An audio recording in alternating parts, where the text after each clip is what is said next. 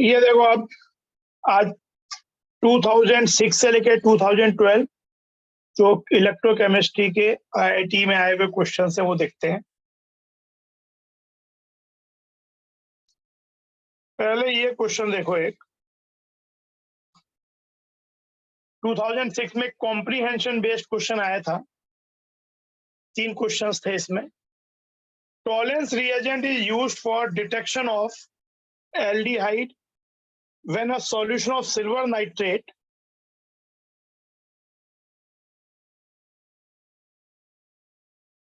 is added to glucose with ammonium hydroxide, then gluconic acid is formed। तो gluconic acid बन जाता है, CHO जो है वो COOH में चेंज हो जाता है।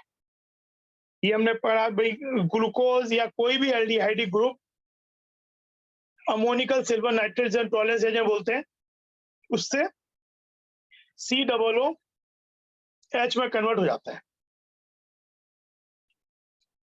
यहाँ पे कुछ हमें रिएक्शंस दिए हुए हैं। Ag plus plus electron reduction standard reduction potential of silver ion. फिर एक ये रिएक्शन दी हुई है, एक आपको दिया हुआ है ग्लूकोज का ऑक्सीडेशन पोटेंशियल दिया हुआ है, E0 ऑक्सीडेशन। एक रिएक्शन दिया हुआ है डाइअमाइन सिल्वर का रिडक्शन, ये। और कुछ डेटा दिए हुए हैं जो यूज करने पड़ेंगे हमें।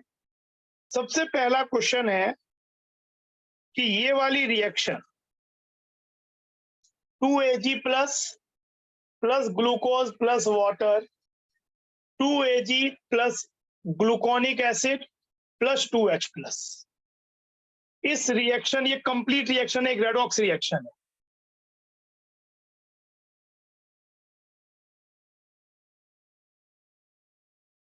इसका ln K का वैल्यू पूछा है। तो एक चीज देखो, ये रिएक्शन में कैसे मिलेगी। रिएक्शन 1 जिसमें Ag प्लस का रिडक्शन हो रहा है और रिएक्शन 2 जिसमें ग्लूकोज का ऑक्सीडेशन हो रहा है। तो अगर हम 1 को कैथोड माने और सेकेंड वाली रिएक्शन को एनोड की रिएक्शन माने, इसमें टोटल इलेक्ट्रॉन एक्सचेंज जब ऐड करोगे तो ये ट्वाइस करके करोगे। E being an intensive property, twice Ag plus plus twice E gives twice Ag का E0 रिडक्शन भी इतना ही होगा जितना इसका है। तो आपके पास E सेल जो होगा, E0 सेल, जो रिएक्शन हमको दी है उसका E0 सेल क्या हो जाएगा,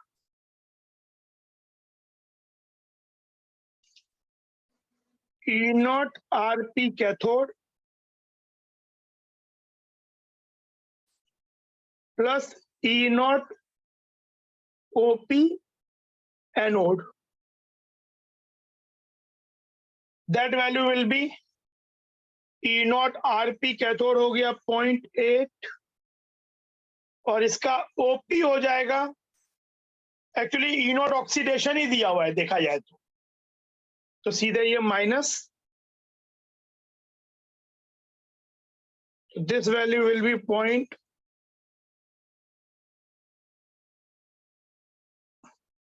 तो जो रिएक्शन हमको दी हुई है इसका E0 रिएक्शन हो जाएगा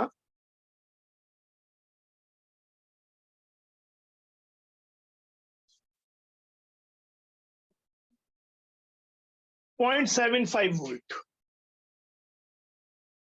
तो अब हमें चाहिए इसका natural ln K। ln K मतलब ई सेल तो 0 हो जाएगा एट इक्विलिब्रियम।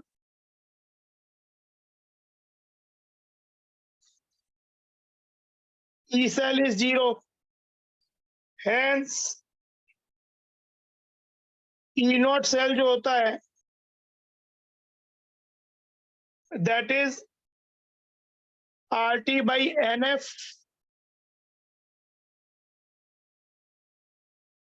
ln K, ये रिलेशन होता है। एन यहाँ पे क्या है, नंबर ऑफ इलेक्ट्रॉन एक्सचेंज 2 है जो हम कैंसिल कर रहे हैं इस पर्टिकुलर रिएक्शन में।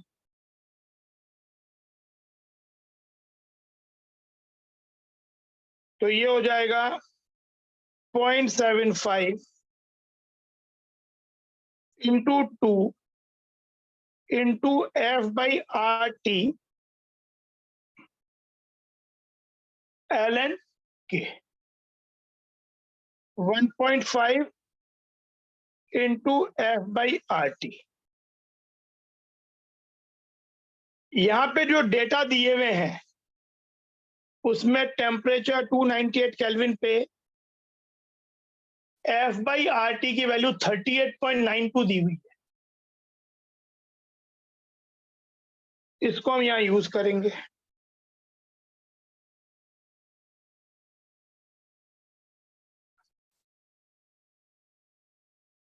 इसको सॉल्व करने पे आ जाएगा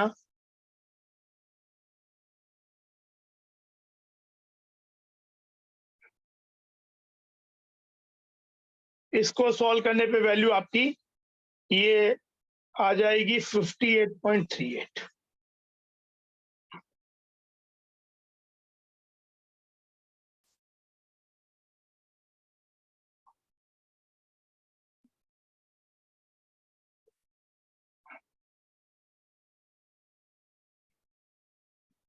ये आ जाएगा।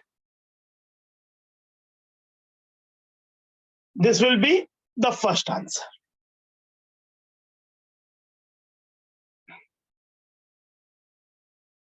अब सेकंड इसका पार्ट देखते हैं। क्लियर है ये? चाहे यूज द चैट बॉक्स। ये क्लियर है?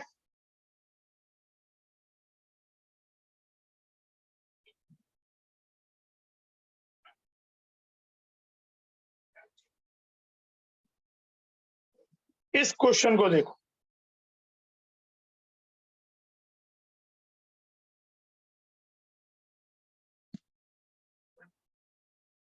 कॉम्प्रिहेंशन तो वही है, वही चीज है, थ्योरी जो दिया हुआ है। अब क्वेश्चन है व्हेन अमोनिया इज एडेड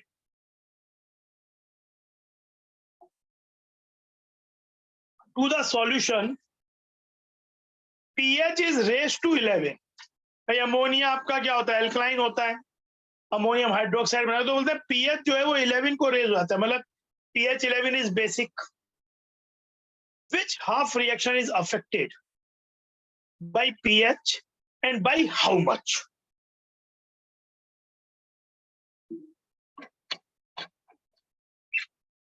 तो आप अगर एक बार देखो तो pH से ये जो रिएक्शन है सेकंड वाली,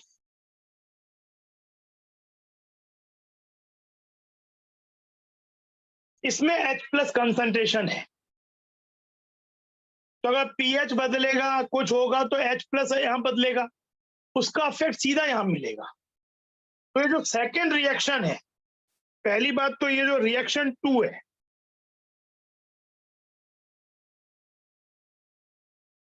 will be affected by pH change। होगा क्या, इसका ई सेल है, इसका ई हाफ सेल होगा E2 का, E2 बोल देता हूं मैं, जिसमें उन्होंने ई oxidation,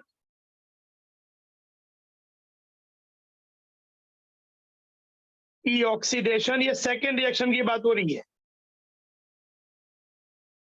will be E0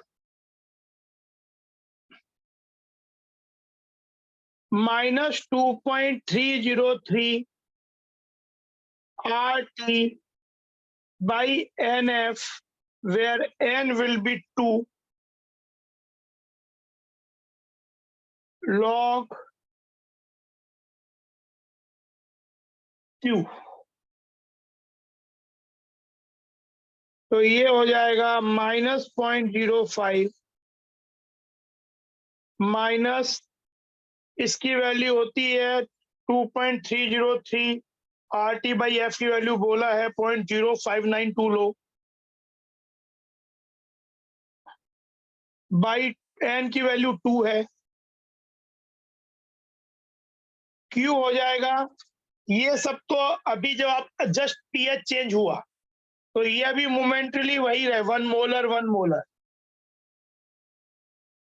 water consider नहीं करते हैं, लेकिन H प्लस हो जाएगा pH 11, मतलब H प्लस 10⁻⁻11, तो ये वैल्यू हो जाएगी, यहाँ पे इसका Q का एक्सप्रेशन होगा H प्लस का स्क्वायर, ग्लूकोनिक एसिड का कंसंट्रेशन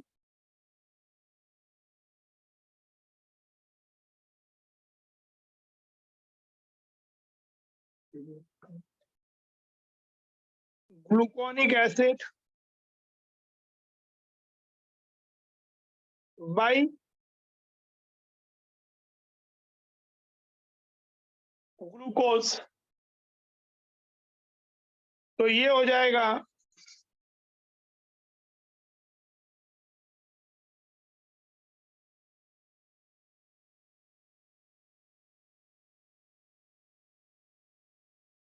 (10⁻22 -11 का स्क्वायर, ग्लूकोनिक एसिड उसमें 1 मोलर ही है, ग्लूकोज भी 1 मोलर ही है, तो इससे वैल्यू हो जाएगी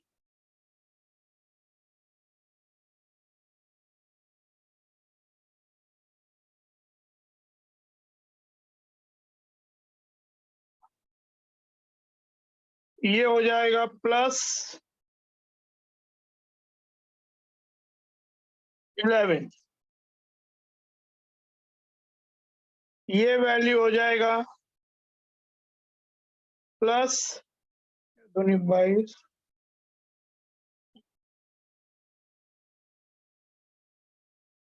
2099 2050 65, ये हो जाएगा वैल्यू। तो आपका क्या हुआ, जो ऑक्सीडेशन था ई ऑक्सीडेशन, ये क्या हो गया, ई नॉट तो ये था पर इतना ऐड हो गया, तो आप क्या बोलोगे, E oxidation will increase by a factor of by an amount of 0.65 from E naught oxidation. E naught oxidation जितना था E oxidation उतना उसमें ऐड हो गया, इतना वैल्यू, तो answer will be A, A answer हो जाएगा। समझ में आया ये वाली बात, इज इट क्लियर?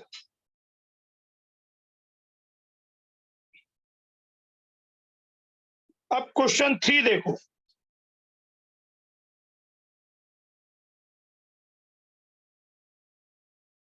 वही कॉम्प्रीहेंशन है, ammonia is always added in this reaction, which of the following must be incorrect?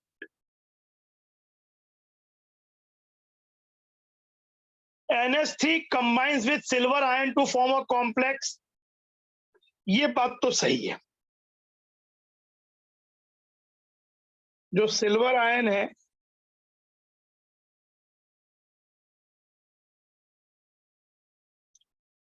उससे अमोनिया रिएक्ट करके एक्चुअली कॉम्प्लेक्स बना देता है, ये वाला diammine silver linear sp hybridised, तो ये वाली बात तो करेक्ट है। हम देख रहे हैं इनकरेक्ट की तरफ। अच्छा, अब ये बोला AgNH3 ये 2 ये प्लस हो is a stronger oxidising agent than Ag plus. अब ये देखो यहां जरा सा बात ट्रिकी है, ये बोले विच मस्ट बी इनकरेक्ट, तो देखो यहाँ पे जिस स्पीसीज का रिडक्शन पोटेंशियल ज्यादा होता है वो बेटर ऑक्सीडाइजिंग एजेंट होता है, स्ट्रॉन्गर ऑक्सीडाइजिंग एजेंट होता है। तो अगर आप एनालाइज करो Ag प्लस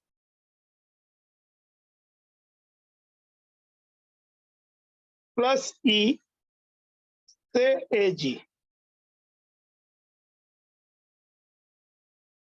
इसका रिडक्शन पोटेंशियल है 0.8 वोल्ट, जबकि Ag स्टैंडर्ड रिडक्शन पोटेंशियल इतना है।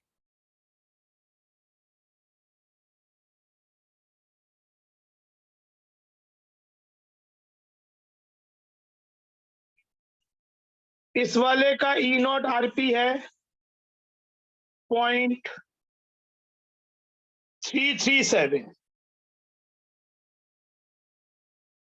तो वी मे बी टेम्पटेड कि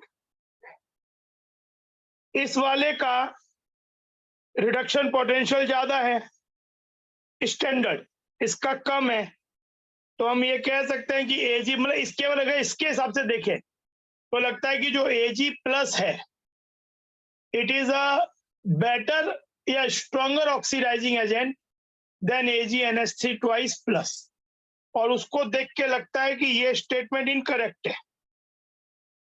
मतलब एक बार फॉर अ मोमेंट वी में फील कि भाई इस वाले डेटा से Ag प्लस जो है वो उसका स्टैंडर्ड आरपी जो है वो हायर होने के कारण Ag प्लस है stronger oxidising agent than AgNH3 plus.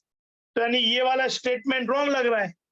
लेकिन एक बात देखो, ये स्टैंडर्ड की वाली बात नहीं है, यहाँ नेट बात हो रही है विच मस्ट बी इनकरेक्ट। तो देखो क्या होगा, इस रिएक्शन का E नॉट जो है पहले वाले का वो इतना है, पर कोई पूछे कि Ag प्लस से Ag कितना होगा, वो होगा E नॉट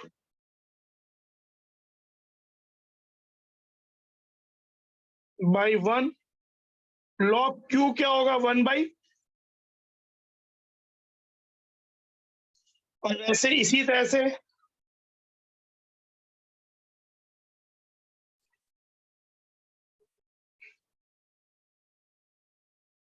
इस वाले का E नॉट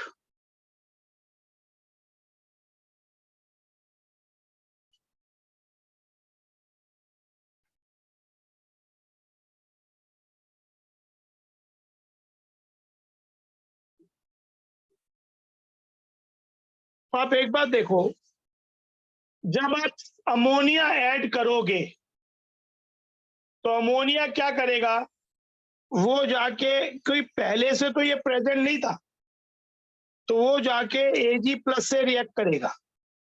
Ag प्लस से जब रिएक्ट होगा तो Ag प्लस कम हो जाएगा। Ag प्लस जब कम होगा तो ये वैल्यू बढ़ेगी, ये वैल्यू बढ़ेगी तो ये ओवरऑल वैल्यू कम होगी।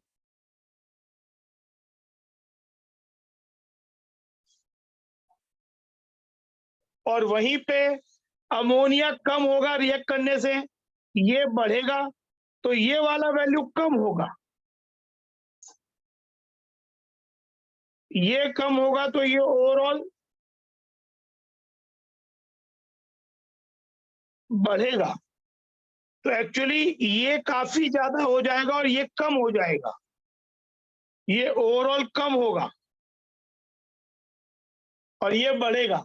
तो अल्टीमेटली इसका जो रिडक्शन पोटेंशियल है वो हायर हो जाएगा देन दिस।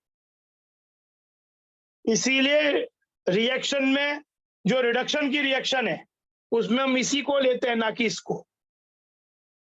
तो ये वाली बात सही नहीं है एक्चुअली, मतलब ये वाली बात एक्चुअली सही हो गई कि ओवरऑल मिला जुला के जो आरपी है AgNH3 ट्वाइस प्लस का वो बढ़ जाता है। ऑल्दो उसका E नॉट कम है, E नॉट आरपी कम है, पर actual RP AgNH3 twice plus का ज्यादा होता है then Ag plus, that's why it is stronger oxidising agent. तो ये बात भी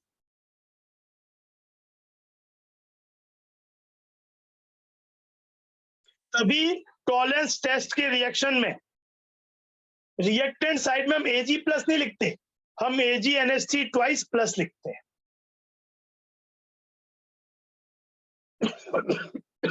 इन द absence ऑफ, ये वाली बात समझ में आई?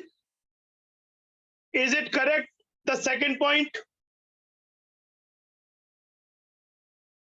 फिर in absence of ammonia silver salt of gluconic acid is form, ये बात भी सही है। ग्लूकोनिक एसिड जो भी बनेगा उसका COO माइनस और Ag प्लस बन जाएगा, तो ये बात सही है।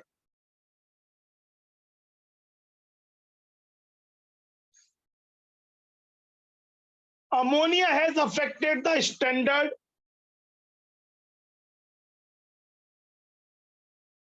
reduction potential of glucose gluconic acid electrode. Ammonia standard reduction potential जो होते हैं वो तो फिक्स ही होते हैं, उनका अफेक्ट ई वैल्यू पे होता है, स्टैंडर्ड वैल्यू पे अफेक्ट नहीं होता है। तो स्टैंडर्ड वैल्यूज आर फिक्स्ड, दूसरे चीजों के आने पे वो अफेक्ट नहीं होते हैं। तो ये वाला बात इनकरेक्ट। तो आंसर ये हो गया। क्या ये बात समझ में आई?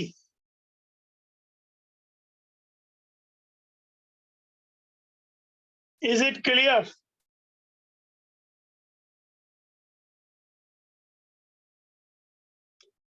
तो अब अगले पॉइंट पे मूव, अगले क्वेश्चन पे मूव करते हैं।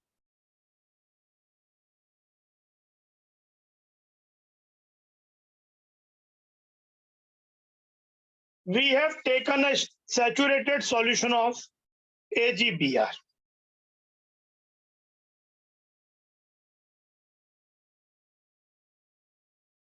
KSP of AgBr ये -14 होगा, माइनस ही है, 12 into 10 power minus 14 if 10 power minus 7 mole of silver nitrate are added to 1 liter of this solution, find conductivity या specific conductance of this solution in terms of 10 power minus Siemens per meter units. Given है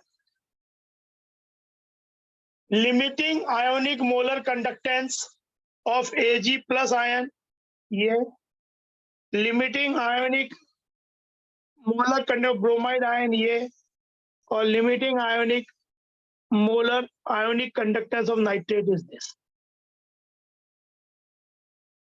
हमें चाहिए specific conductance of the solution. तो solution की specific conductance होती है summation of specific conductances of each ion. हर ion का specific conductance add कर दिया जाए तो we get the K solution.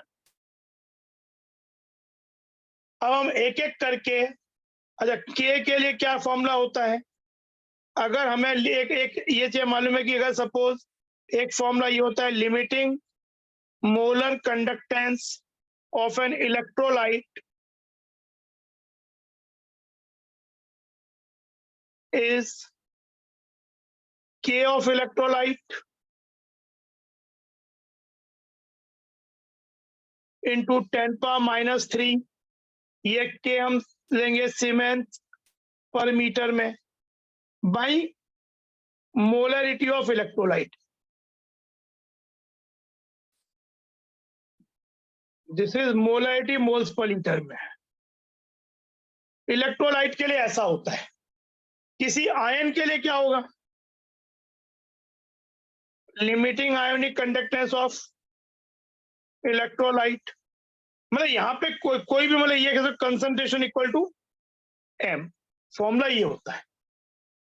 अगर ये बहुत ज्यादा डाइल्यूटेड है, लिमिटिंग वैल्यूज पहुंच गया कि जब कोई इंटरआयोनिक अट्रैक्शन नहीं लग रहा, in case of a very diluted electrolyte this can be considered limiting value.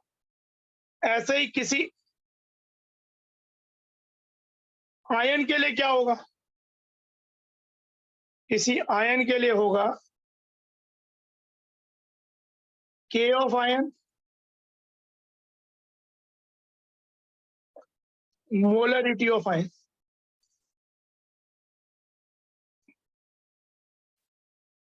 सबसे पहले हमारे पास इस सॉल्यूशन में भाई फर्स्ट हमें दिया हुआ है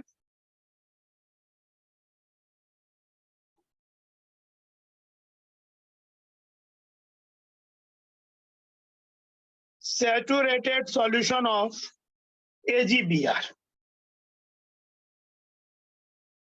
स्पेरिंगली सॉल्युबल सॉल्ट है Ag plus aqueous Br minus aqueous, let it solubility is X। तो हमने क्या किया,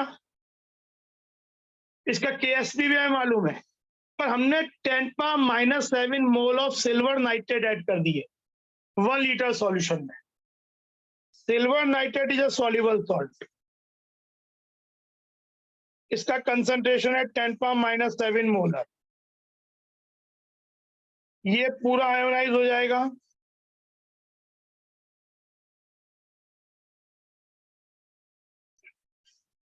तो ये 10/7 मोलर बन गया, ये 10/7 मोलर बन गया। बीइंग ऑफ कॉमन आयन ये यहाँ पे आ जाएगा, और ये इक्विलिब्रियम फिर से रीस्टैब्लिश होगा, फिर से एक्स अपने आप को एडजस्ट करेगा। ये ऐसे सोचो, इसकी प्रेजेंस में AgBr की सॉलिडिटी एक्स हुई, तो एक्स प्लस ये हो गया और एक्स Br हो गया, और ये इस तरह से एडजस्ट करेगा कि इसका जो आयोनिक प्रोडक्ट है वो KSP के इक्वल हो, मतलब Ag प्लस कंसंट्रेशन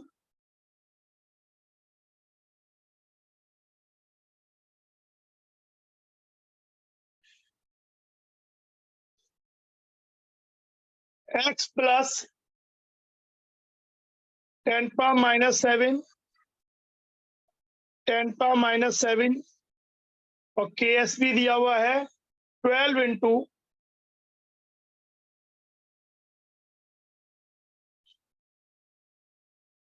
तो बहुत बार क्या होता है, जो कॉमन आयन स्ट्रॉन्ग इलेक्ट्रोलाइट से आता है, हम मेनली कॉमन आयन को उसी का कंजर्वेशन मान लेते हैं। पर अगर यहाँ पे हम ये वाला काम करें कि भाई ये 10⁻⁻7 के कंपैरिजन में एक्स को अगर इग्नोर कर दें, मान लो या एक्स जो हाँ एक्स को इग्नोर कर दें, तो यहाँ पे ट्रांसफर इधर होगा एक्स Br एक्स है, तो अगर मैं इसको इग्नोर कर दूं, इसके कंपैरिजन में जो Ag प्लस AgBr से आ रहा है, suppose for a moment I ignore, तो ये हो जाएगा 10⁻⁻7 इंटू एक्स, तो एक्स की वैल्यू आएगी 12 इंटू 10⁻⁻7, तो ये तो ऑलमोस्ट उसी ऑर्डर का आ गया, तो बनता नहीं कि इसे इग्नोर कर देना चाहिए।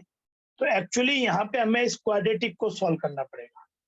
अगर x की value if it Indeed comes very much less than the Ag plus coming from the strong electrolyte, तब तो ठीक है, पर यहाँ ऐसा नहीं हो रहा, तो यहाँ हम इसको जब क्वाड्रेटिक को सॉल्व करेंगे,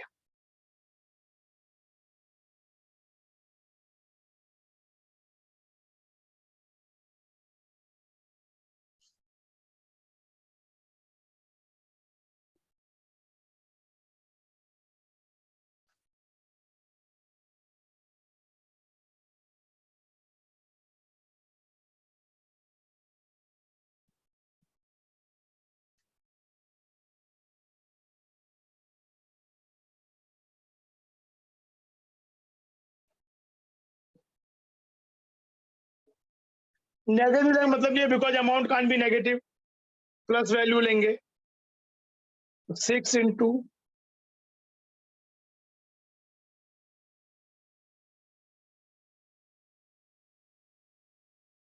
यानी Ag प्लस कंसंट्रेशन हो गया 3 इंटू 10⁻⁻7 प्लस 10⁻⁻7,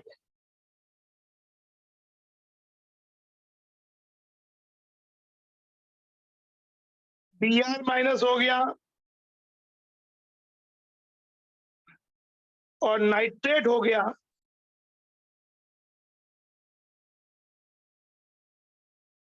ये 3 आयन ही हमारे पास है, ये वाले 3 आयन ही हमारे पास है। अब हम क्या करेंगे, अब हम अलग एक एक आयन का K निकालेंगे। अच्छा, this concentration is very very small, तो इतने लो कंसंट्रेशन पे हम ये मान सकते हैं कि ये अपनी लिमिटिंग वैल्यूज पे पहुंच चुका होगा, इट इज हाईली डाइल्यूटेड। तो यहां पे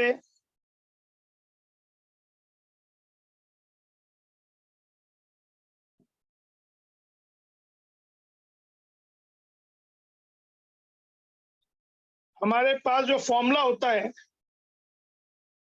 concentration being very small, very very small, तो हम यहाँ पे इसको limiting value of molar conductor ion K ion into 10⁻³ by molarity of ion. तो K ऑफ आयन का फॉर्मूला बन जाएगा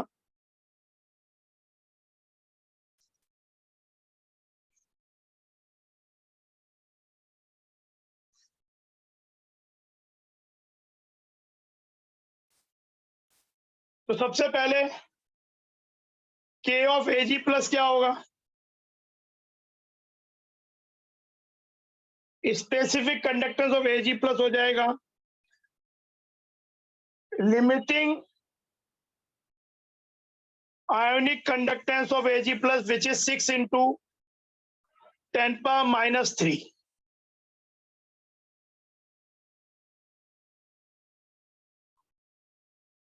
मोलरिटी 4 into 10⁻⁷ और नीचे 10⁻³ 24 into 10⁻⁷ siemens per meter। Similarly, K of Br minus की लिमिटिंग आयोनिक कंडक्टेंस है 8 into 10⁻³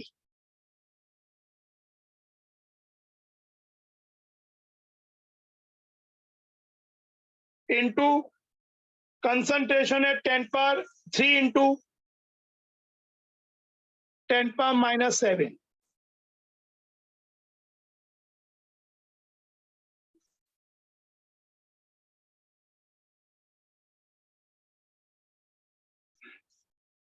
और K of nitrate होगा, नाइट्रेट का लिमिटिंग आयोनिक मोलर कंडक्टेंस है 7 into 10⁻³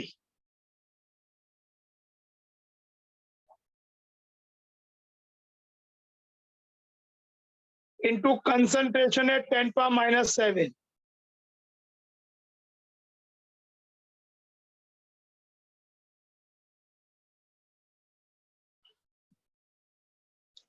तो K सॉल्यूशन हो गया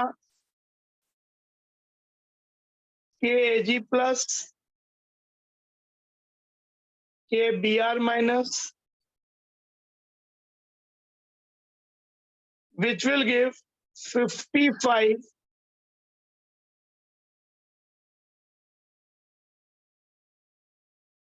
हमें पूछा है find the conductivity of this solution in terms of 10⁻⁷ siemens पर मीटर यूनिट्स। तो आंसर हो जाएगा 55। इतने में तो पूछा ही है इस यूनिट्स में, तो इसको एक यूनिट मान लेते हैं। तो आगे की टर्म क्या है, अगर इसको एक बेसिकली यूनिट की तरह मान ले पूरी चीज को, तो ये हमें आंसर क्या हो जाएगा 55।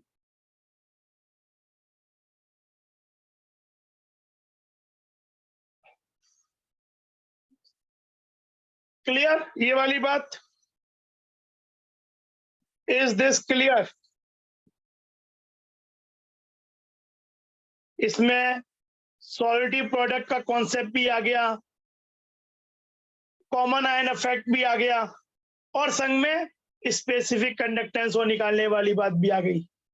ये कॉन्सेप्ट भी आ गया कि अगर कंसंट्रेशन बहुत कम हो जाए स्पीसीज का तो वहां पे जो मोलर कंडक्टिविटी है वो लिमिटिंग ले सकते हैं।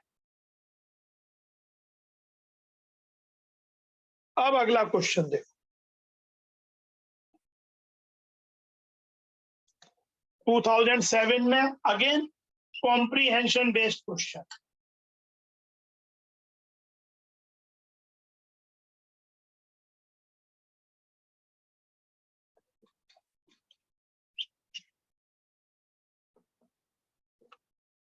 Chemical reactions involve interaction of atoms and molecules.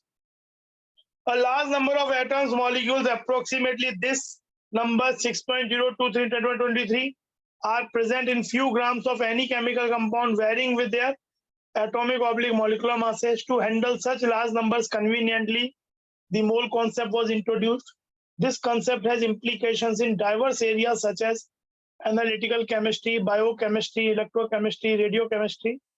Following example illustrate typical case. Mainly question यहां से स्टार्ट होता है। मेनली प्रॉब्लम ये, a 4 molar aqueous NaCl is prepared and 500 ml of this solution is electrolyte. तो अगर हम 4 molar aqueous NaCl का 500 ml लेंगे जो कि 0.5 लीटर है, तो मोल्स ऑफ NaCl हो जाएगा M1V1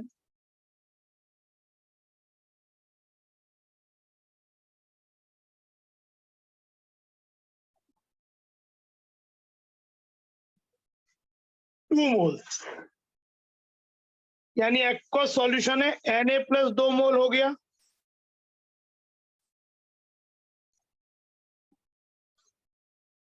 Cl-2 मोल हो गया, संग में वाटर भी है।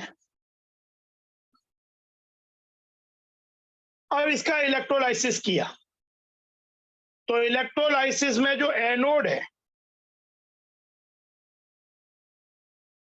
एनोड में there will be competition between these two reaction.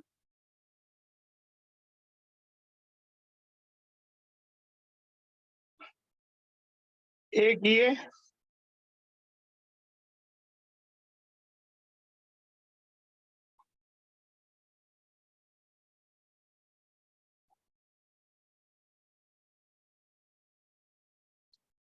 इसका ई नॉट होता है ऑक्सीडेशन पोटेंशियल -1.23 वोल्ट, इसका ई नॉट होता है -1.36। ऑल्दो ये कम है लेकिन ये आयन होने के कारण प्लस यहाँ सिग्निफिकेंट कंसंट्रेशन है, काइनेटिकली ये रिएक्शन की रेट ज्यादा होती है, उसको बोलते हैं ड्यू टू ओवर पोटेंशियल ये रिएक्शन सक्सीड कर जाता है। यहाँ क्वेश्चन बड़ा क्लियरली बोल भी रहे हैं, इतना सोचना भी नहीं है, नहीं फिर भी।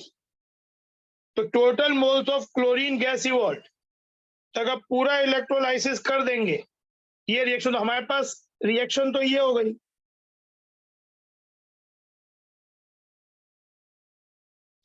एनोड की रिएक्शन ये हो गई, तो इसके हमारे पास 2 मोल ही हैं, तो 2 मोल कितने बनाएंगे, 1 मोल क्लोरीन, 1 मोल क्लोरीन बन जाएगा। Equivalent wise 2 equivalent of chlorine, क्योंकि इसका एन फैक्टर 2 है, चार्ज लग जाएगा 2 फराडे, पर क्लोरीन के मोल जो इवॉल्व होंगे वो 1 मोल इवॉल्व होंगे। ये बात क्लियर है? Is it clear?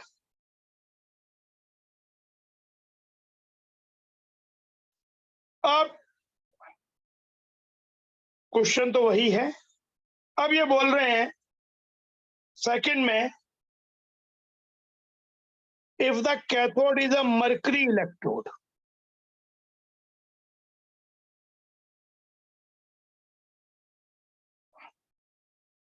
तो मर्करी इलेक्ट्रोड यहाँ पे बेसिकली क्या हो रहा है, एमलगमेशन करके नॉर्मली तो Na प्लस रिड्यूस नहीं होता, it is the water which reduce to hydrogen, पर एमलगमेटेड केस में अगर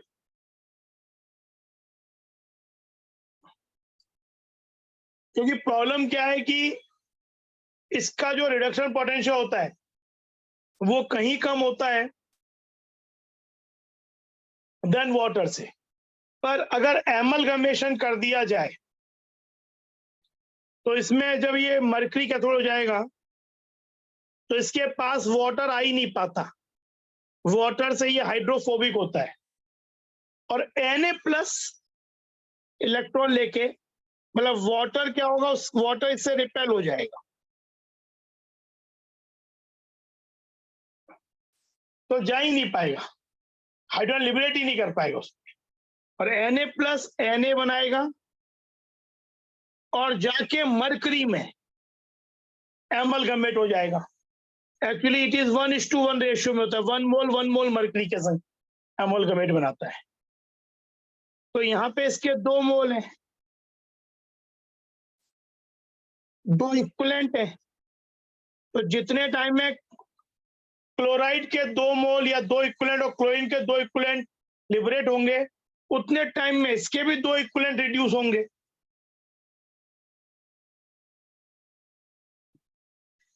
तो 2 इक्विवेलेंट रिड्यूस होने को बोला कि 2 मोल रिड्यूस होना, तो इसका 2 मोल बना, चार्ज वही लग रहा है 2 फराडे इलेक्ट्रिसिटी,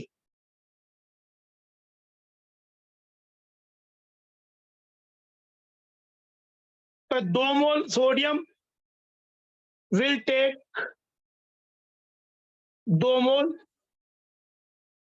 मरकरी, 1:1 रेशियो में होता है। तो टोटल मास कितना डेवलप हो जाएगा कैथोड पे, maximum weight of the amalgam form from this solution is, एक 1:1 का मास हो जाएगा 23 ग्राम प्लस 200 ग्राम, मरकरी का मोलर मास 200 होता है, तो 223 ग्राम। जब 1 मोल बनता है तो 2 मोल से क्या हो जाएगा, 446 ग्राम ऑफ NaHg। तो ये आंसर हो जाए। समझ में आया?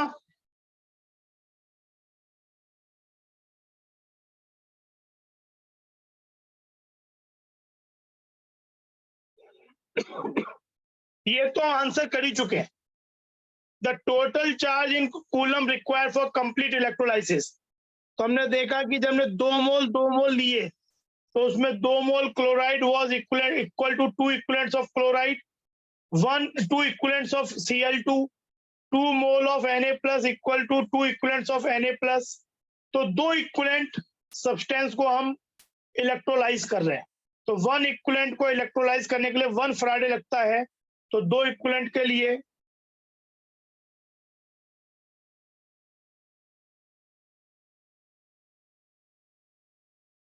टू इक्विवेलेंट सब्सटेंस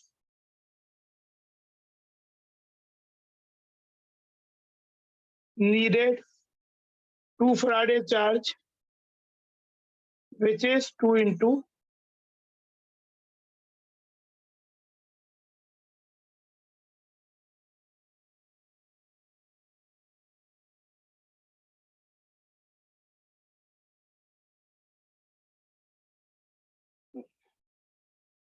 ये आंसर हो जाएगा।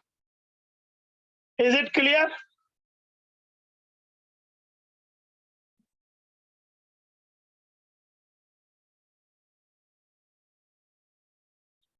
अब अगले क्वेश्चन में, ये भी 2007 में है। 2007 में इनफैक्ट आप कह सकते हो कि 2 पैराग्राफ आए थे इसी चीज इलेक्ट्रोकेमिस्ट्री पे बेस्ड।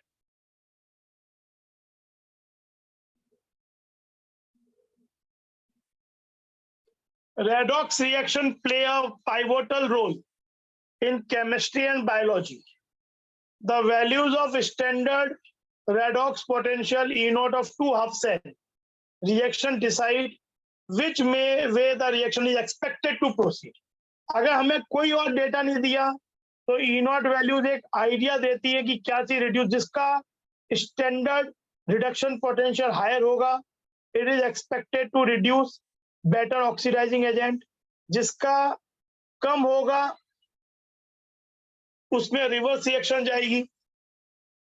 लेकिन एक बात और भी है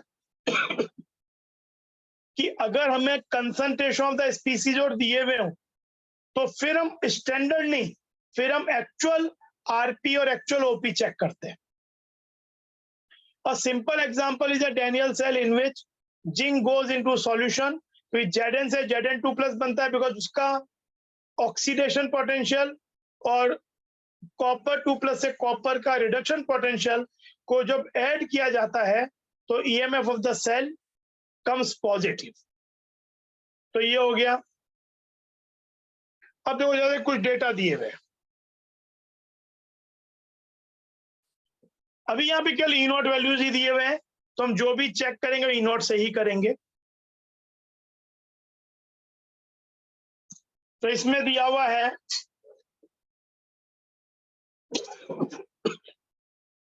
ई not of cell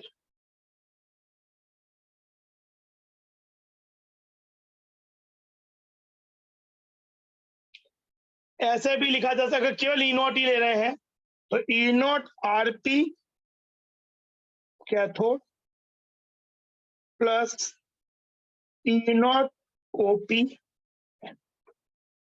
and if it comes greater than 0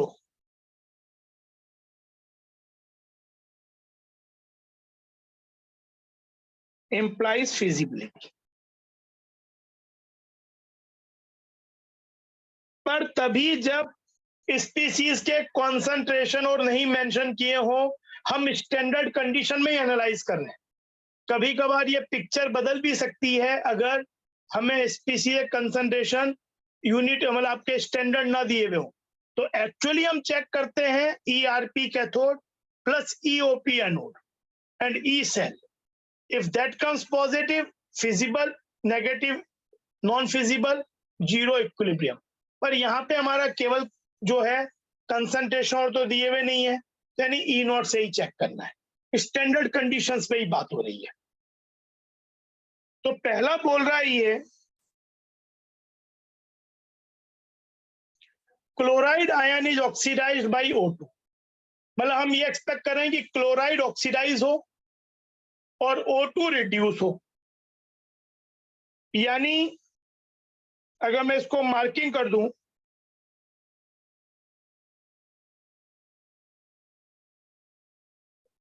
reactions को, तो मैं ये एक्सपेक्ट कर रहा हूं पहले केस में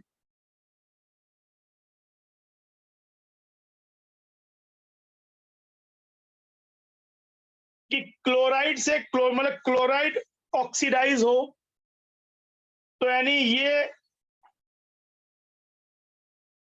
2 जो हो जाए वो एनोड का काम करे, एनोड हो, और 5 जो हो वो कैथोड हो। 2 हाफ सेल हैं तो इसका ई नॉट क्या हो जाएगा तब, एनोड का ऑक्सीडेशन पोटेंशियल मतलब माइनस, ये सबके आरपी दिए हैं स्टैंडर्ड आरपी, तब मुझे वहां स्टैंडर्ड ओपी लगेगा प्लस, तो ये तो लेस देन 0 आ गया, not possible, not feasible.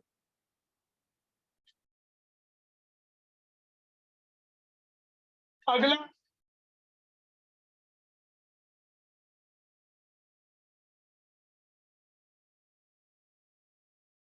Fe2 plus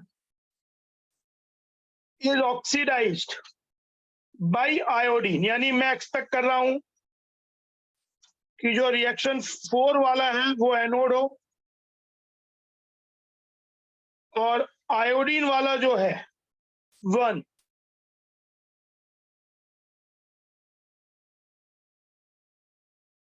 तो हो जाएगा इसका ई नॉट हो जाएगा, इसका ऑक्सीडेशन पोटेंशियल 4 वाले का मतलब -0.77 प्लस पहले वाले का ओपी, तो ये भी less than 0, not feasible.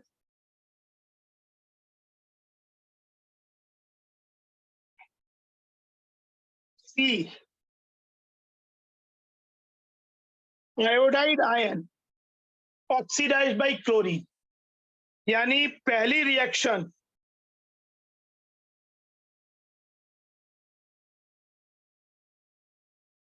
Anode हो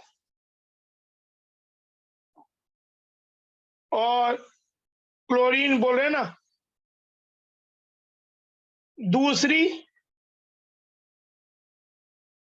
कैथोड हो,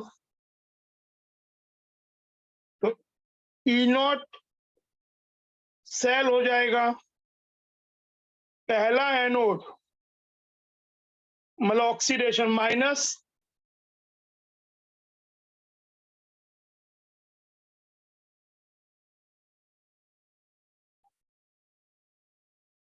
और दूसरा 1.36, hence visible, and D Mn2 plus oxidise हो क्लोरीन से, तो यानी थर्ड एनोड हो जाए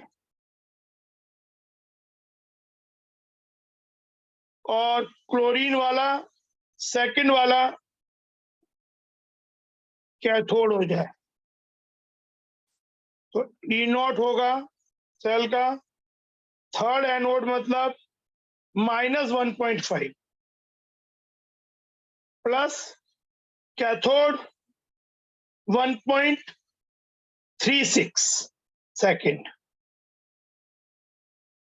again less than 0, hence not feasible। बात समझ में आई? Is it clear to all? पूरा डिटेलिंग आपकी वैल्यूज भी हमने निकाल ली किसका कितना है ये चीज।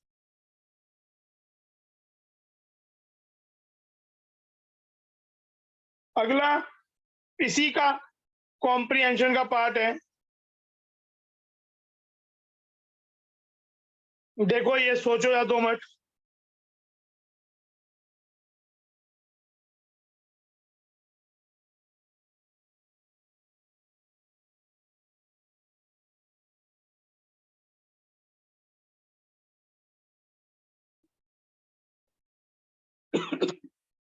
while Fe3 plus is stable, Mn3 plus is not stable in acid solution because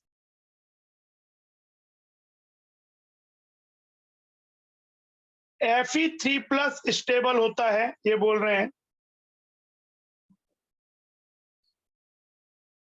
Mn3 plus is not stable in acid solution। Acid solution है, ऑक्सीजन है, तो देखो एक्चुअली देखो Fe3 प्लस अगर रिड्यूस होता है, ये कैथोड की तरह काम करता है,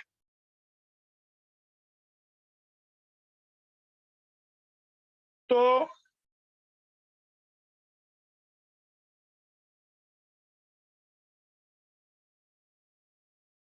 Fe3 प्लस केस में क्या होगा, अगर Fe3 प्लस Fe2 प्लस बने तो ERP तो क्या हो जाएगा, ERP तो हो जाएगा 0.77, पर जो वाटर है, वाटर अगर ऑक्सीडाइज हो तो उसका ऑक्सीडेशन पोटेंशियल हो जाएगा -1.23 EOP water which is less than 0।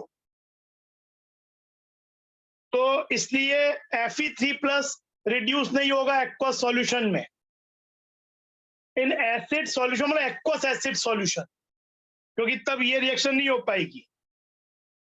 लेकिन Mn3+ जब होता है तो क्या होगा, Fe3+ में तो ये नहीं हो पाया, पर Mn3+ क्या होगा, Mn3+ Mn2+ बन जाए यानी रिडक्शन, तो 1.5 प्लस ऑक्सीडेशन किसका होना है, वाटर का होना है, तो वाटर से O2 एसिडिक मीडियम में ऑक्सीडेशन पोटेंशियल क्या है, -1.23, तो ये वाली वैल्यू क्या हो गई, ग्रेटर देन 0। मतलब यहां पे हम क्या देख रहे हैं कि Mn3+ Mn2+ बना और वाटर O2 बन गया, तब इसका ई सेल पॉजिटिव आ रहा है, फिजिबल हो रहा है, यानी कहने का मतलब क्या हो गया कि क्यों नहीं स्टेबल है, कि जो Mn3+ है it is oxidising water to O2 and itself reducing to Mn2+, क्योंकि इस सेल का E cell E naught cell आ जाएगा 0.27 वोल्ट विच इज पॉजिटिव, तो आंसर इज डी, ये आंसर हो जाएगा। समझ में आया,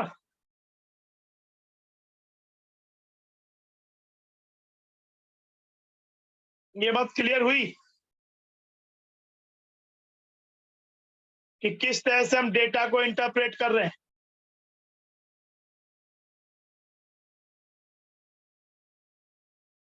ये देखो, ये मेनली क्वेश्चन एक सीधा ही थ्योरेटिकल क्वेश्चन है, इसका डेटा वेटा से भी खास हम ज्यादा इंटरप्रेट कुछ करेंगे नहीं। ये आपका कह सकते हो कि लेसाइन टेस्ट है अमोनिया नाइट्रोजन कंटेनिंग कंपाउंड के लिए।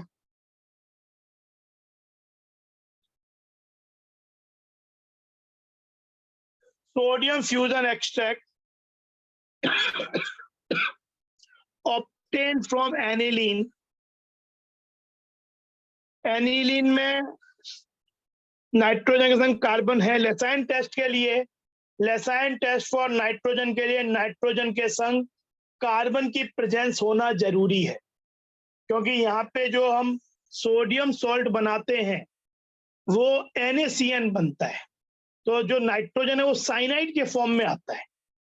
केवल nitrogen containing compound not having carbon will not give Lassaigne test, तो ये तो लेसाइन टेस्ट देगा।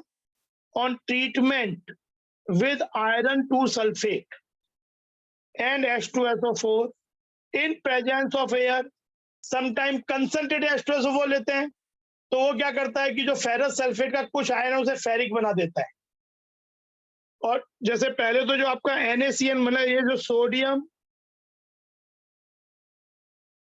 फ्यूजन एक्सट्रैक्ट में आपके पास NaCN आ जाएगा, साइनाइड आयन और Fe2+ आयन कॉम्प्लेक्स बनाते हैं हेक्सासाइनोफेरेट। ये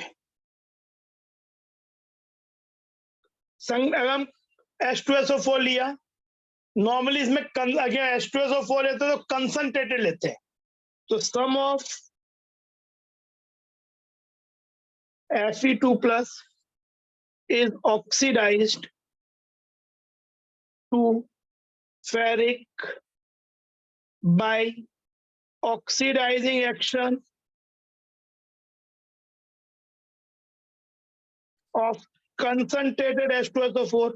अब आप यहां बोल रहे हो, आपने यहां तो कंसंट्रेटेड H2SO4 नहीं लिया, इसकी जगह आप ये भी कर सकते हो H2SO4 और संग में एयर जिसमें O2 आ जाए, ये भी वही काम कर देगा, तो फेरस को फेरिक में बना देगा।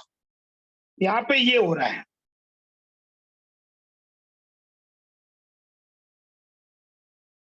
तो फेरिक आयन और ferrocyanide ion will give Fe4 FeCN6 a Prussian blue precipitate, confirming the presence of cyanide ion, which is confirming the presence of nitrogen in the organic compound if it contains carbon as well. तो ये आपका compound हो जाता है Fe4 FeCN6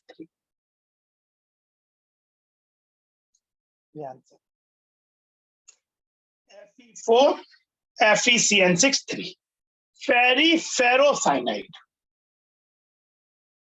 Prussian.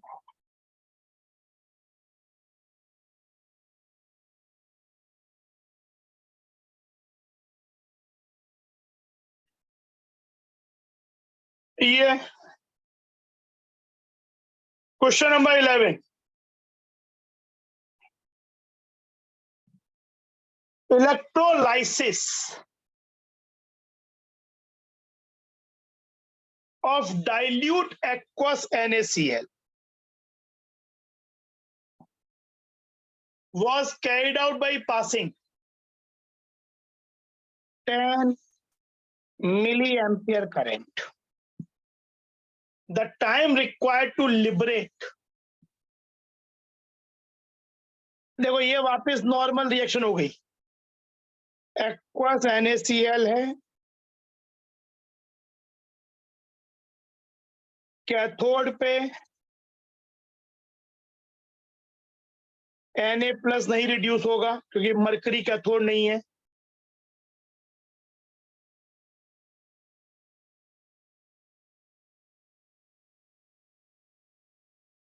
ये हो जाएगा.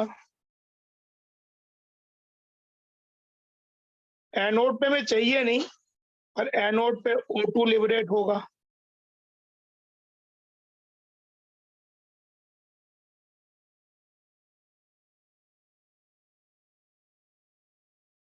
इसका n फैक्टर 2 होता है. ये n फैक्टर. तो 0.01 मोल ऑफ H2 का मतलब हो गया, hence 0.01 मोल means 0.02 equivalent.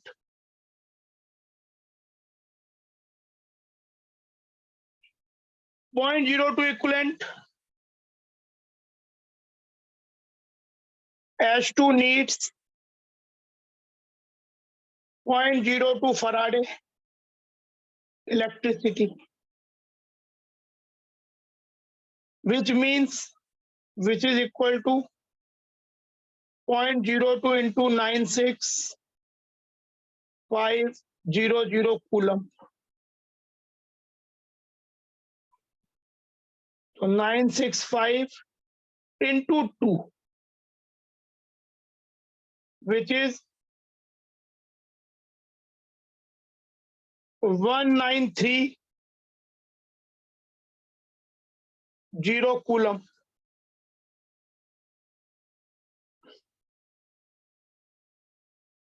इतना हमें चार्ज चाहिए. करंट क्या है? 10 मिली एम्पियर. टाइम पूछा है. Q equal to I into T. Efficiency कुछ नहीं बोला तो 100% ही मानेंगे. Otherwise Q effective equal to eta into IT करते हैं, पर यहाँ तो Q इफेक्टिव और Q पास्ट एक ही होना है. तो ये चाहिए इतना. I हो गया 10 मिली एम्पियर. टाइम नीडेड तो 19300000. ये सेकंड में आ गया.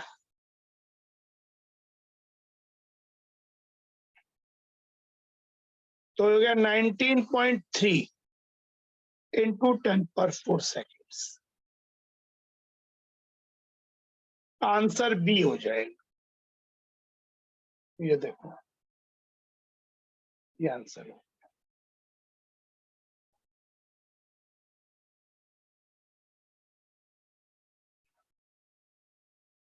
समझ में आया?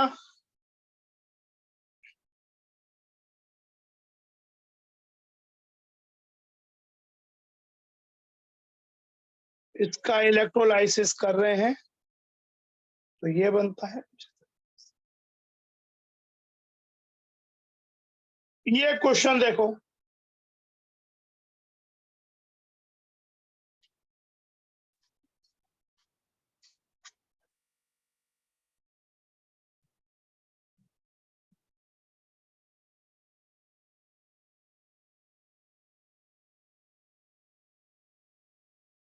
तो इससे क्वेश्चंस बहुत आते हैं।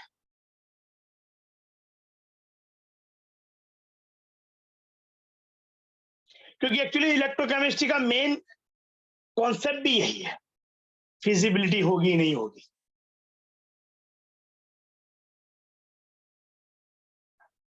तो देखो, ये कुछ इंफॉर्मेशन दिए हुए हैं। The pair of metals that is are oxidised by NO3 in aqueous solution is. तो मान लो इसको मैं मार्किंग कर देता हूं, 1 2 3 4।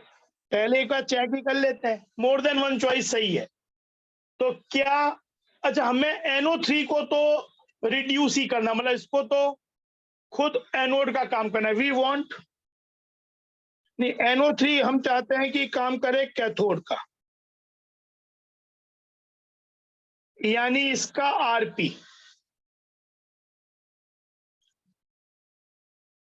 और दूसरा हम चाहते हैं काम करे अदर जो भी है,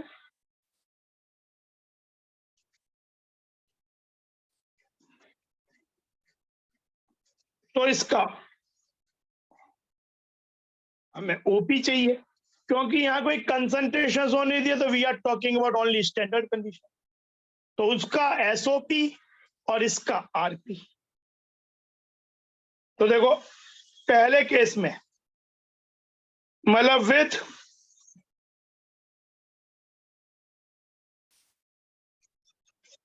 वैनेडियम, विद वैनेडियम क्या हो जाएगा, RP हो गया 0.96, OP हो गया, इसका रिवर्स हो जाएगा प्लस 1.19।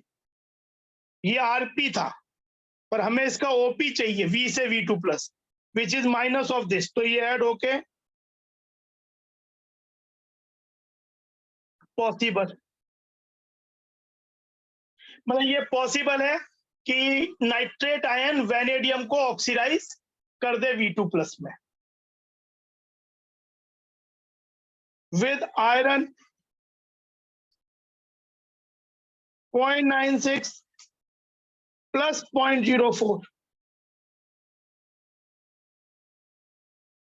hence possible।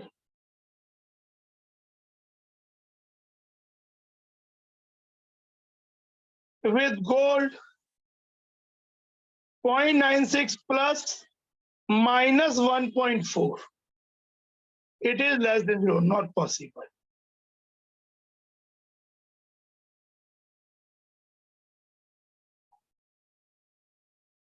और with mercury 0.96 प्लस OP हो जाएगा मर्करी का -0.86, still greater than 0, hence possible।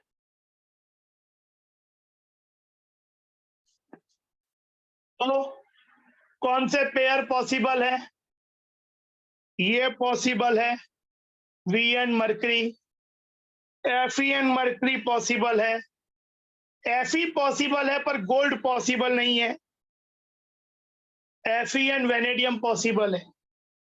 Answer हो जाएगा A B D।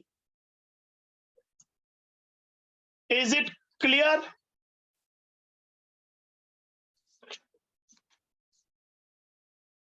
बात समझ में आई?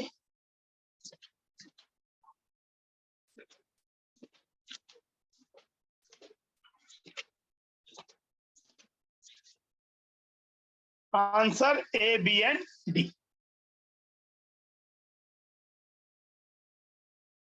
तो बहुत ही आसान क्वेश्चन है। 13 among the following the intensive property या properties को 1/more करेक्ट हो सकते हैं। intensive properties are the properties which does not depend on the amount। तो जो मोलर कंडक्टेंस है वो इंटेंसिव है। तो एक मोलर की बात हो रही है, कंडक्टिविटी बोल रहे, मोलर कंडक्टिविटी एक मोल की, तो एक मोल तो फिक्स ही रहेगी किसी चीज की। ईएमएफ इंटेंसिव है, पर रेजिस्टेंस एक्सटेंसिव है।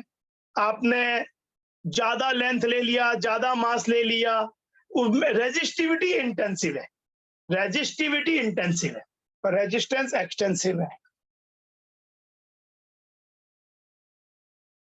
हीट कैपेसिटी होता है moles into molar heat capacity, तो मोल्स पे डिपेंड कर रहा है अमाउंट पे, तो ये भी एक्सटेंसिव है।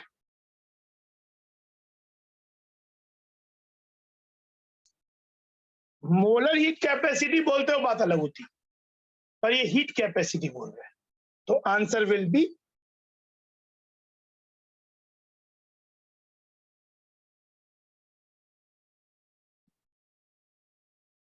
क्लियर, कोई डाउट नहीं।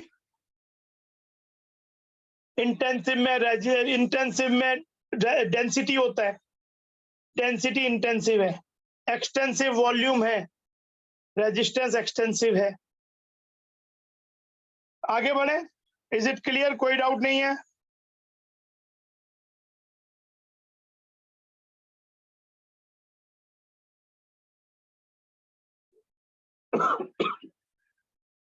अब इस क्वेश्चन पे आओ। The concentration of potassium ions inside a biological cell is at least 20 times higher than the outside. The resulting potential difference across the cell is important in several processes such as transmission of nerve impulses and maintaining the ion balance. A simple model for such a concentration cell involving a metal M is, ये concentration cell है, मतलब दोनों ही reaction cathode anode पे same ही है, only the reason is concentration difference for developing the potential difference. ऐसे cell का ई नॉट सेल ऑलवेज 0 होता है। तो ये देखो,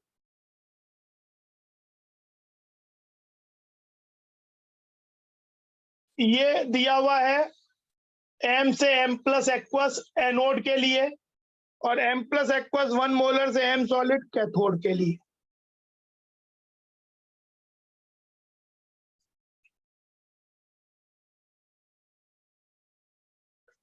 For the above electrolytic cell, the magnitude of the cell potential, इसकी मैग्नीट्यूड दी हुई है,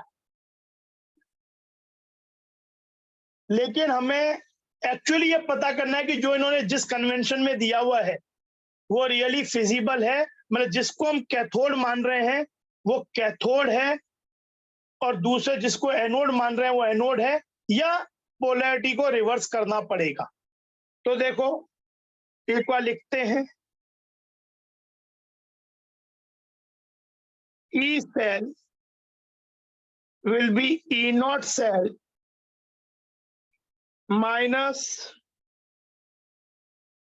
0.0592 by N log Q, क्योंकि ये कॉन्सेंट्रेशन सेल है। इसका मतलब क्या हुआ, E नॉट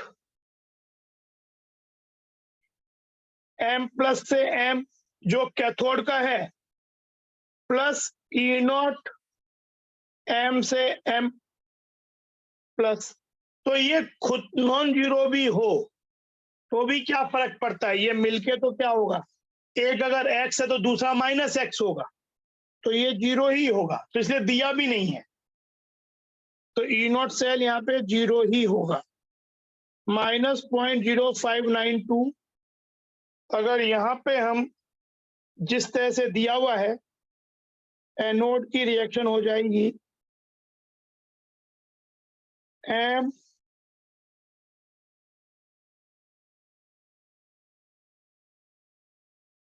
प्लस E, ये 0.05 मोलर है, और कैथोड पे हो जाएगा M प्लस, जो कि 1 मोलर है, प्लस E। तो यहाँ पे लॉग जो नेट रिएक्शन होगा उसमें N तो 1 है, इलेक्ट्रॉन एक्सचेंज। प्रोडक्ट साइड में 0.05 और नीचे 1। तो ये वैल्यू क्या हो जाएगी? E cell -0.0592 log 5 into 10⁻²।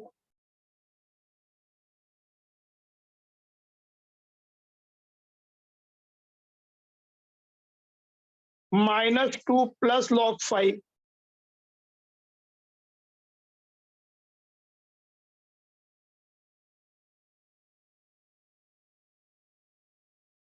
-2 प्लस log 5 हो जाएगा, log 5 नियरली 0.7 होता है, 0.699। तो ये -1.3 हो जाएगा, तो ये एक्चुअली ग्रेटर देन 0 आ जाएगा। और जब मल्टीप्लाई करोगे तो यही वैल्यू एक्चुअली इन्होंने नियरली 70 मिलीवोल्ट दी हुई है। इसको इन्होंने 70 मिलीवोल्ट माना भी है, इस चीज को। तो ई सेल क्या हो गया? पॉजिटिव, और डेल्टा जी डेफिनेटली नेगेटिव। तो पहला आंसर तो ये हो गया कि इस केस में ये सही है, जिसको कैथोड माना है वो कैथोड है, जिसको एनोड माना वो एनोड ही है। इतनी बीए वाली बात समझ में आई? मान लो कि ये वैल्यू नेगेटिव आती तो हम बोलते नहीं, reverse the polarity, cathode anode को आपस में चेंज कर दो। अब अगला part, if the 0.05 molar solution of M plus is replaced by this much molar plus solution, then the magnitude of the cell potential would be। अब E cell हो जाएगा, E नॉट सेल तो 0 ही है,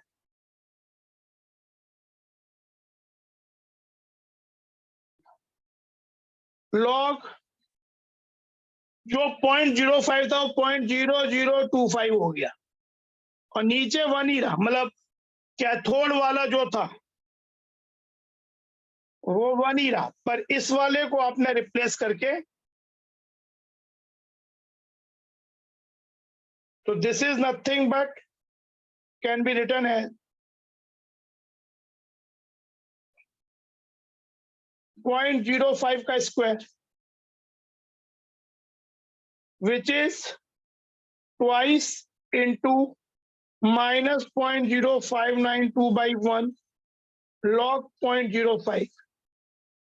इसकी वैल्यू सॉल्व करके क्या आई थी? 70 आई थी, यही तो 70 दिया हुआ है। तो अभी कितना हो गया? 1। सेल पोटेंशियल इज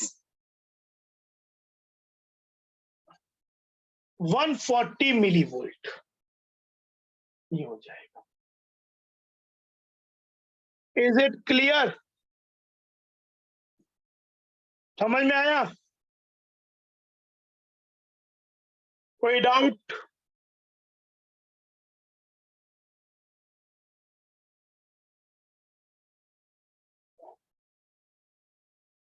क्लियर हो तो फिर आगे बढ़ेंगे।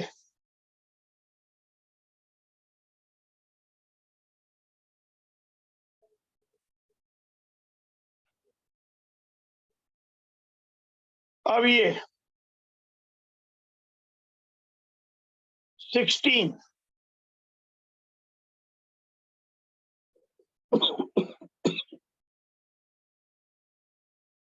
silver nitrate aqueous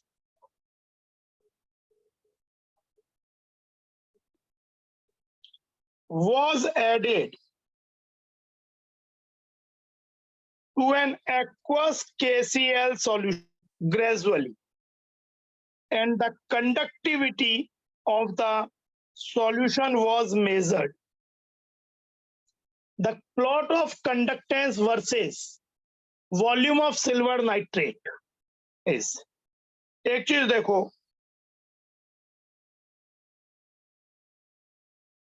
फ्लास्क में आपके पास एक्वस KCl है, नहीं सिल्वर नाइट्रेट है, जो कि अगेन एक स्ट्रॉन्ग इलेक्ट्रोलाइट है।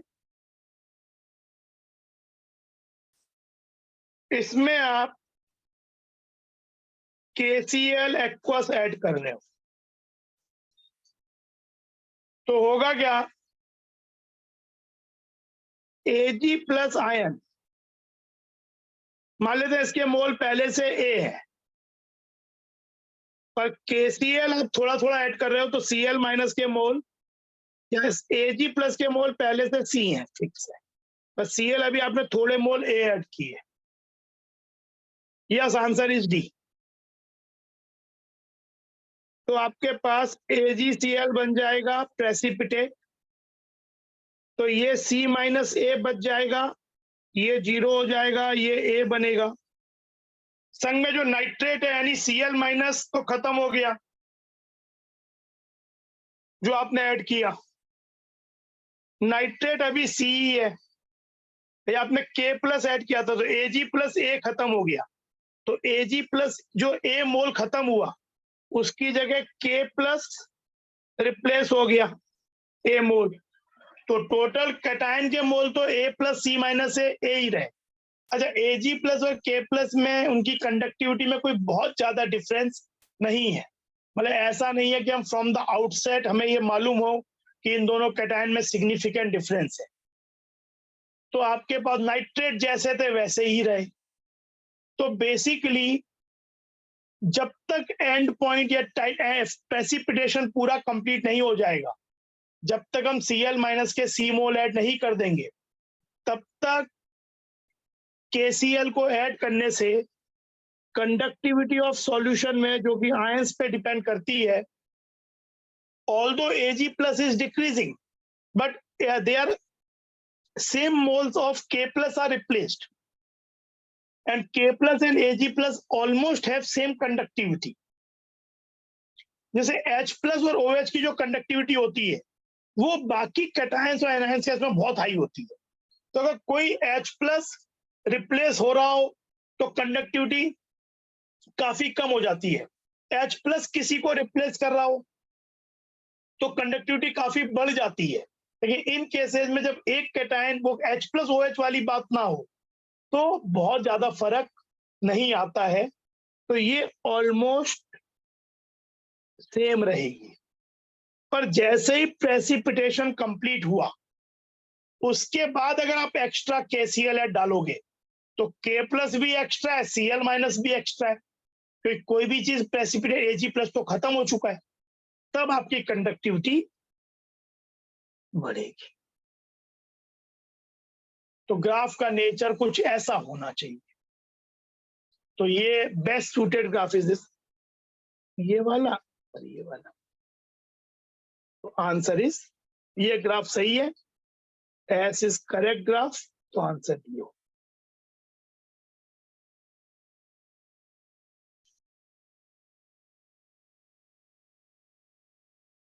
तो ये चीज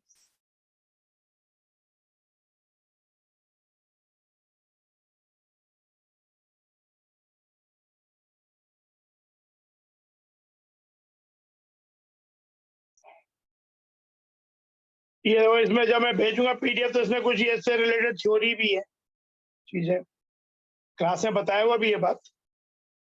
ये देखो,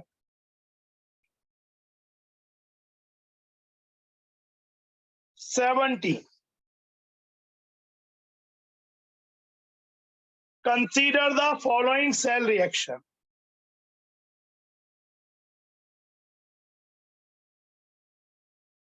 ई नॉट दिया हुआ है, ये रस्टिंग की रिएक्शन एक्चुअली।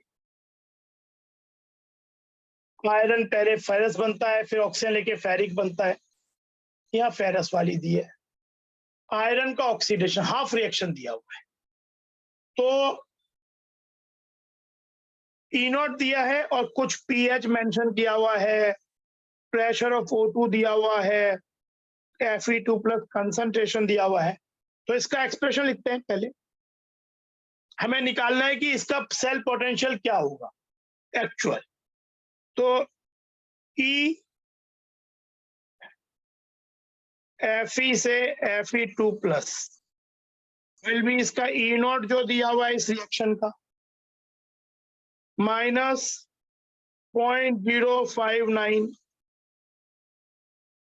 इसमें एन कितना होगा बताओ, एन कितना होगा? What is an? हो जाता है हाफ रिएक्शन में एन का मतलब नंबर ऑफ इलेक्ट्रॉन्स गेन या लॉस। नहीं, ये कंप्लीट रिएक्शन है, जो it is not a half reaction, ये कंप्लीट रिएक्शन है। आयरन ऑक्सीडाइज हो रहा है तो मतलब इसे ई सेल लिखो, ई रिएक्शन, ई नॉट रिएक्शन। तो इसमें एन कितना है बताओ? What is the value of electron exchange?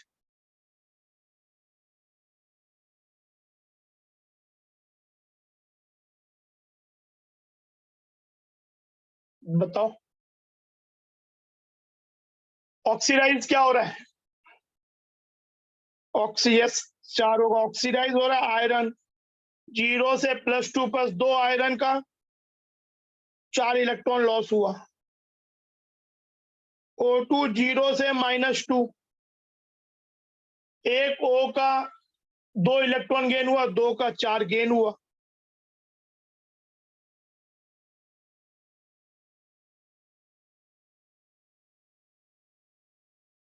तो N is 4 log Fe2 plus का कंसंट्रेशन का square. Water will not be considered. Pressure of O2 H plus के कंसंट्रेशन का पावर 4।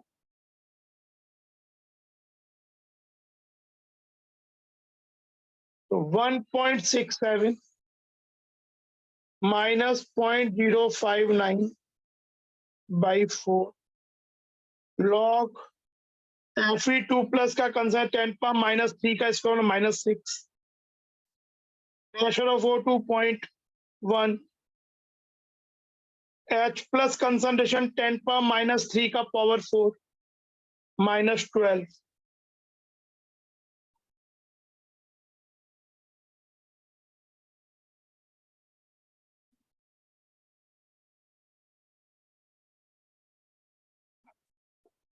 लॉग 10⁻7 हो जाएगा ये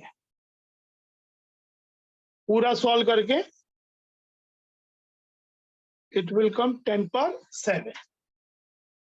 तो ये वैल्यू हो जाएगी 1.67 माइनस 0.059 इंटू 7 बाई 4। तो इसको आप चाहे तो 0.06 इंटू 7 ले सकते हो। तो ये आपका नियर अबाउट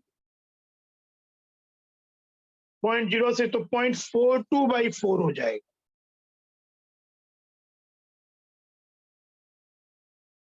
दैट इज -0.105। ये near about 1.57। That is your answer.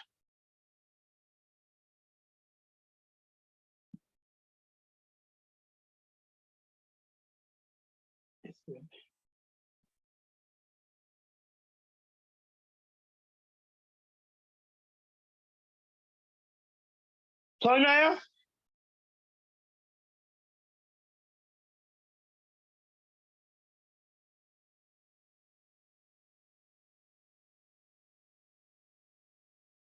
फिर ये क्वेश्चन आज का लास्ट क्वेश्चन 2012 के पेपर का है।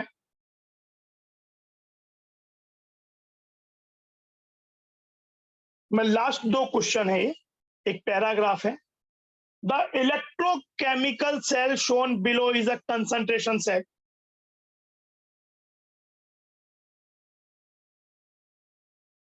M से N2+ saturated solution of a sparingly soluble salt MX2। मतलब यहाँ पे जो M2+ कंसंट्रेशन है जो एनोड पे आ रहा है, ये एक सैचुरेटेड स्पेरिंगली सॉल्युबल सॉल्ट से आ रहा है, और कैथोड पे ये है। The EMF of the cell depends on the difference in concentration of M2+ ions at the 2 electrodes. The EMF of the cell is at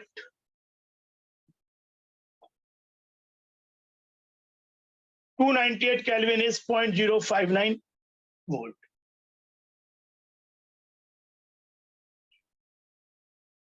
तो ये दिया हुआ है कि EMF E सेल दिया हुआ है।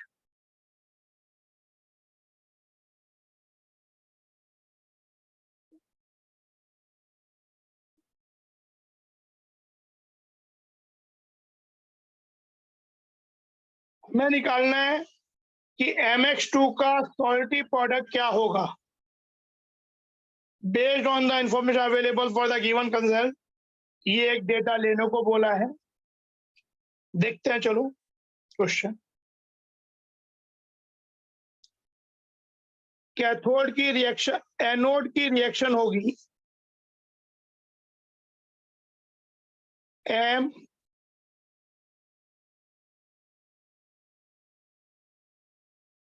M2+ aqueous plus 2E, but this concentration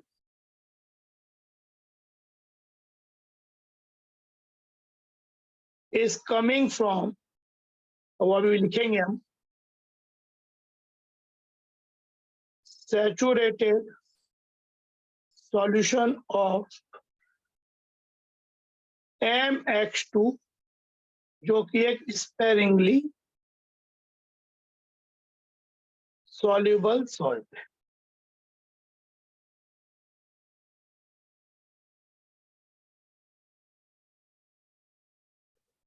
और कैथोड की रिएक्शन होगी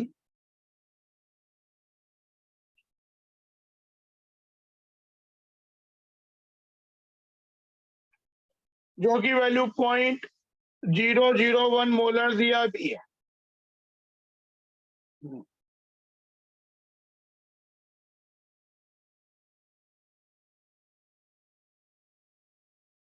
तो इसका ई सेल हो जाएगा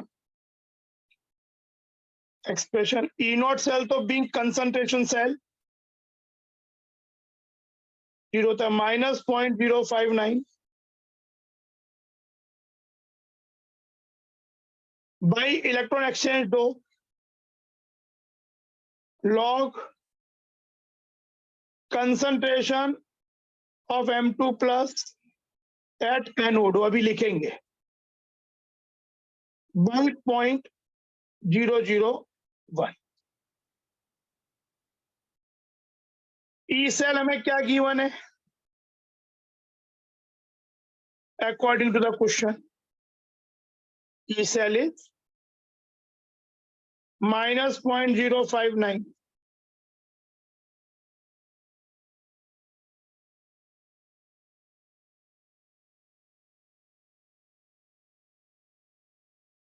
into 10⁻³ ये कैंसिल हो गया, तो -2 यहां आ गया।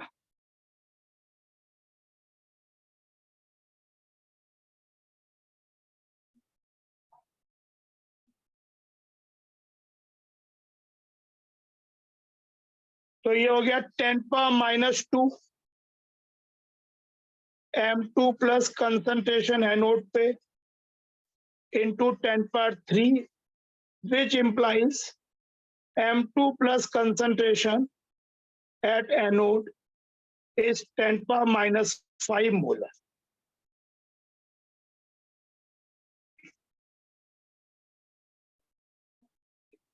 अब स्पेरिंगली सॉल्युबल सॉल्ट MX2 को सोचो, क्योंकि ये M2 प्लस MX2 से आ रहा है। तो अगर इसकी सॉल्युबिलिटी S है,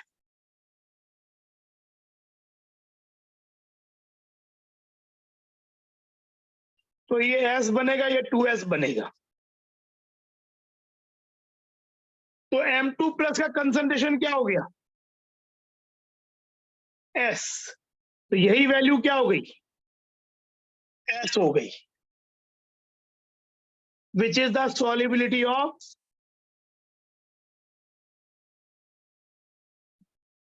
MX2 सॉलिड। और इसका KSP क्या होगा? M2 प्लस X माइनस का square molarity cube, which is S। तो ये X minus concentration is 2S, which is 4S cube, जो कि क्या हो जाएगा? 4 इंटू S की वैल्यू क्या है? 10⁻⁵।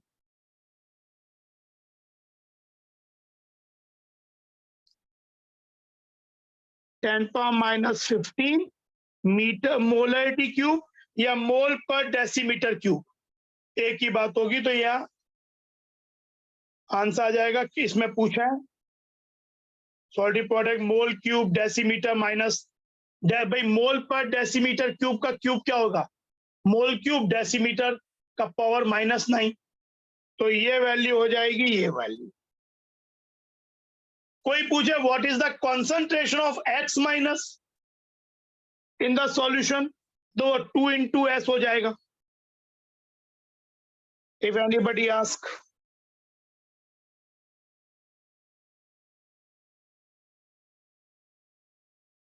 KSP निकाल ही लिया। कोई पूछे MX2 की सॉल्ट की सॉल्युबिलिटी क्या होगी, वो ऐसी हो जाएगी जो M2 प्लस है। तो ये चीज। अगला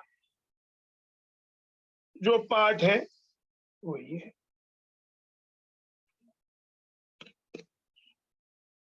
the value of delta G in kilo joule per mole. तो इस सेल का हमें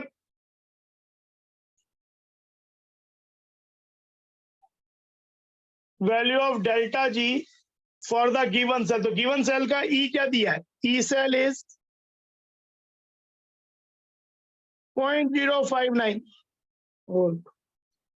तो डेल्टा जी सेल क्या हो जाएगा?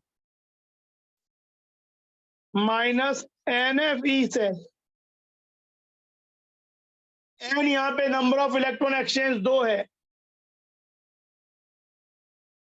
ये वैल्यू 2 है, ये हम पहले भी यूज कर चुके हैं। F96500 ई सेल 0.059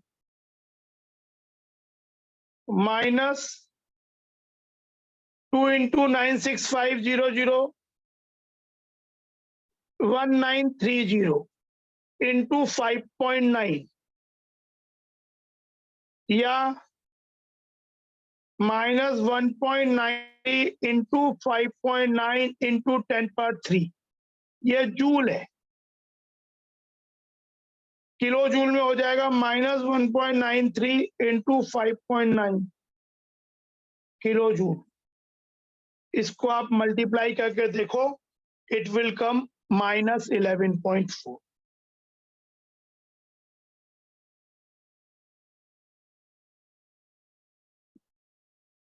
आंसर हो गया। तो डेल्टा जी ये हो गया। Delta G is the maximum work which can be obtain from a chemical system. तो ये चीज, तो ये आपका इस तरीके से, ये आपके क्वेश्चंस करीबन हमने 19 क्वेश्चंस आज किए।